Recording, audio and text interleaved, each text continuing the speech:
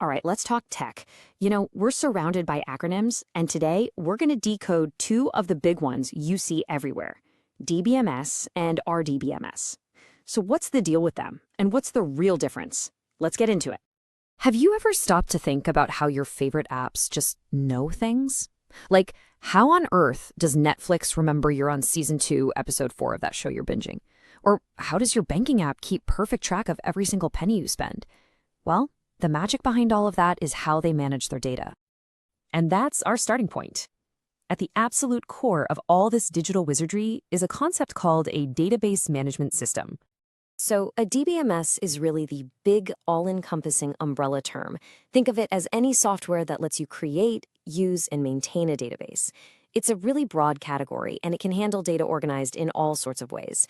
You could have a hierarchical model, which is kind of like a family tree, or you could have a network model, which is more like a complicated spider web of connections. Okay, but here's the thing. Not all database systems are the same. Tucked inside that giant DBMS category is a very specific, and I mean incredibly popular, type that basically runs the modern internet. And that is the RDBMS, the Relational Database Management System. That R for relational is the entire key here. An RDBMS doesn't just manage data, it organizes it into super neat, structured tables. You can almost picture them as a collection of spreadsheets that are all linked together. So here's the main takeaway. Every RDBMS is a DBMS, but not every DBMS is an RDBMS. To really get what makes them different, we've got to put them right next to each other. So let's break down the 5 biggest differences that truly set them apart. This chart right here is going to be our guide. Let's just walk through it together, one piece at a time. First up, the most fundamental difference of all, the data model. This is all about the how. How is the data actually structured? And right away, you see this classic trade-off, flexibility versus structure. A general DBMS is kind of like a multi-tool. It can adapt to different data shapes. But an RDBMS, it's a specialist. It only does tables, and more importantly, it strictly enforces the relationships between those tables.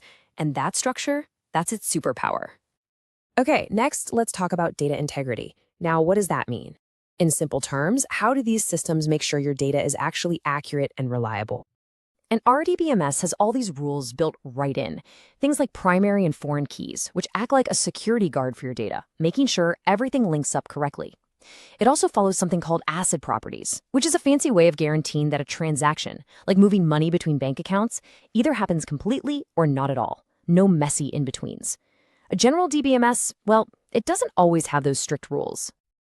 Now, all that structure we just talked about leads us directly to our third point, flexibility. So you can see the pattern, right? Because a DBMS can support all those different models, it's just naturally more flexible. An RDBMS, though, makes you define your table structure, your schema, right at the beginning. That makes it more rigid for sure, but that rigidity is exactly what gives it its reliability. You're trading some freedom for guaranteed consistency. So, how do you actually get information out of these databases? How do you talk to them? Well, that brings us to the query language. A general DBMS might use any number of languages to ask for data. But with an RDBMS, there is one undisputed king, SQL, the structured query language. If you're working with a relational database, you are using SQL. It's the universal standard, period. And for our last big comparison point, we've got a concept called normalization. Sounds a little complicated, but the idea is actually super simple. Being efficient and not repeating yourself. Think about it. Let's say you have a customer who buys a lot of stuff. Instead of writing their full address on every single order, which is just asking for a typo, right? Normalization means you store that address just once, and then you link to it. In an RDBMS, this isn't just a good idea, it's a core principle of how it's designed to work. Okay, I know that was a lot of technical detail, so let's wrap it all up with a really simple analogy that'll make this whole thing stick in your brain for good. Just imagine the word vehicle. It's a super broad category, isn't it? It could be a bicycle, a boat, an airplane, a truck. It just means anything that gets you from A to B. That right there, that's your DBMS. Now, think about a car. A car is definitely a vehicle, but it's a very specific kind of vehicle. It has 4 wheels, an engine, seats, and it has to follow the rules of the road. It's a well-defined, structured system inside that bigger category. That's your RDBMS. Simple, right? So why do we even care about this distinction?